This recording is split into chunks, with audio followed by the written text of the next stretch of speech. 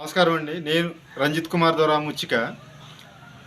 ఇప్పుడు వచ్చేది వేసవకాలం అండి. వచ్చేదేంటంటే ఆల్రెడీ వచ్చేసింది. ఇది ఏప్రిల్ కదండి.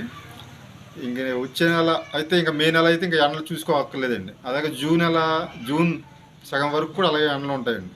పైగా ఈ సంవత్సరంలో ఎండలు బాగా ఎక్కువ అంటున్నారు. నేను అనేది ఏంటంటే ఈ వీడియో ద్వారా ఇప్పుడు వేసవకాలం కాబట్టి చలివేంద్రాలు వీలైనంతగా ఎక్కువగా, అది కూడా దాతలండి. ఇప్పుడు స్వచ్ఛంద సంస్థలు ఏంటి, రాజకీయ నాయకులైనా ఎవరైనా దాతలు, విఐపీలైనా ఎవరు ఏ ఒక్కరైనా కానీ తను చేయగలను అనుకుంటే చలివేంద్రాలు ఏర్పాటు చేసి ఎక్కువ జనావాసాలు ఎక్కువ ఉండే చోట, అంటే ఇలాగా ఫర్ ఎగ్జాంపుల్ బస్ స్టాండ్లు అవ్వచ్చు, ఈ ఏదైనా జనా కోడళ్ళు మార్కెట్.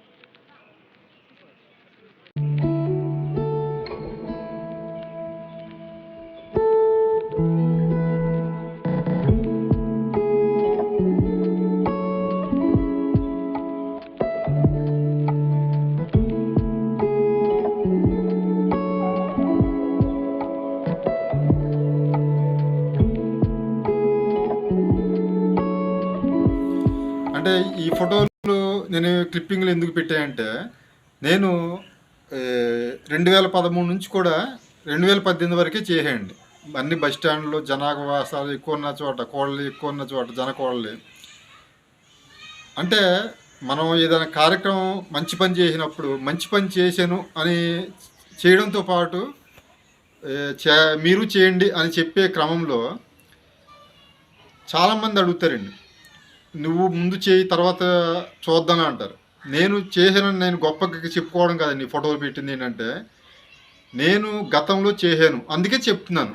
నేను చేశాను కాబట్టే నేను చెప్తున్నాను. ఏదైనా ఏ పని అయినా కానీ మనం ఆచరిస్తేనే, మనం చేస్తేనే ఎదుటివాళ్ళకి చెప్పాలండి.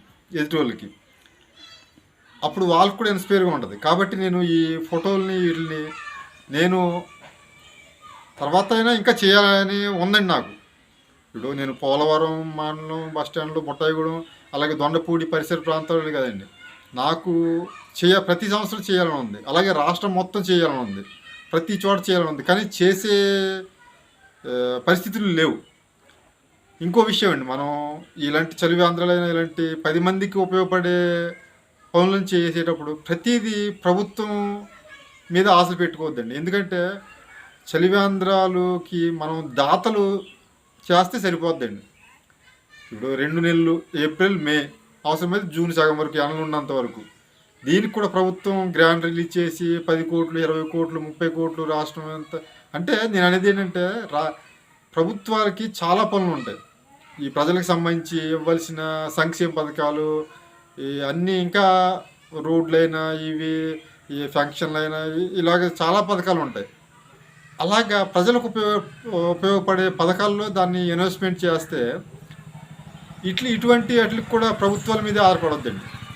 అంటే ఆధారపడొద్దండి, నేను ఇంకోలా చెప్పట్లేదు. ప్రభుత్వాలు కొంచెం భారం తగ్గించినట్లుగా ఉంటుందండి. దాతలు ముందుకు వచ్చి ఇటువంటివి చేస్తే బాగుంటుందండి.